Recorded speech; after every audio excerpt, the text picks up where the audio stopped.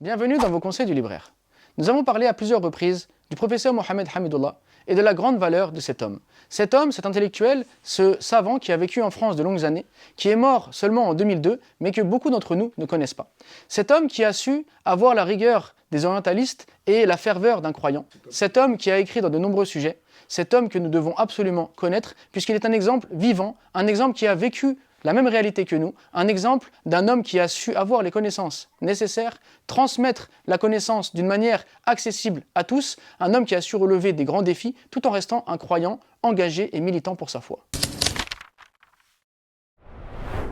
De nombreux travaux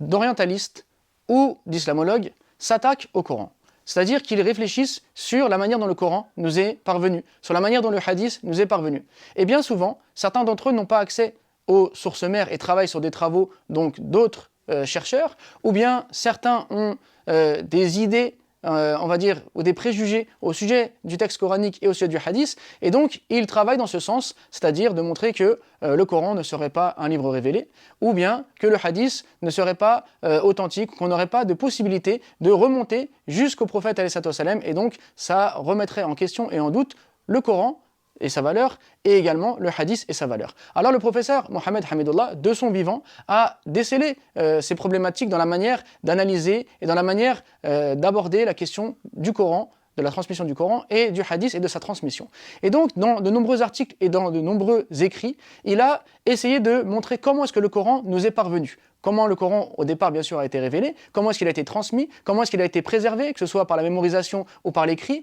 les différents manuscrits qui existent à ce sujet, la force du Coran, donc au niveau des informations qu'il dispose et qu'il enseigne, la force du Coran au niveau donc de la manière dont il est disposé, de la manière dont il est récité, les spécificités du Coran, etc., etc. Donc des articles qui sont très riches et qui nous permettent de mieux comprendre le Coran, mieux comprendre comment le Coran a été transmis et comment le Coran nous est parvenu, et donc comment est-ce que le Coran ne peut être autre chose qu'une révélation divine, et comment est-ce que le Coran ne peut pas être le fruit de l'écriture du prophète alayhi salam.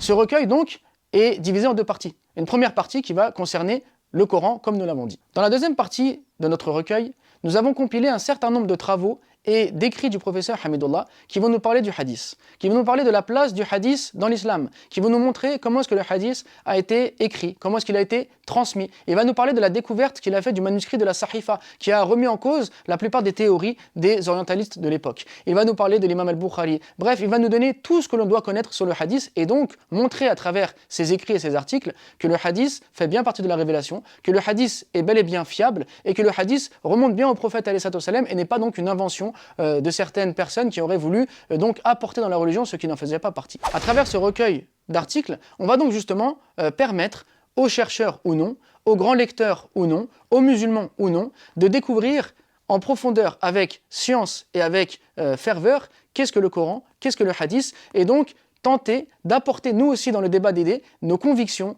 avec justement une méthodologie scientifique, de façon à prouver, de façon à montrer, de façon à démontrer que le Coran et le hadith ont leur place dans l'islam, ont leur place dans le débat des idées, que les deux font partie de la révélation auquel croient les musulmans, et que les remises en cause qu'il y a de la part de certains orientalistes ou de certains islamologues peuvent être déconstruites avec justement la ferveur d'un croyant et la science, la rigueur scientifique d'un universitaire de renom, à savoir le professeur Hamidullah.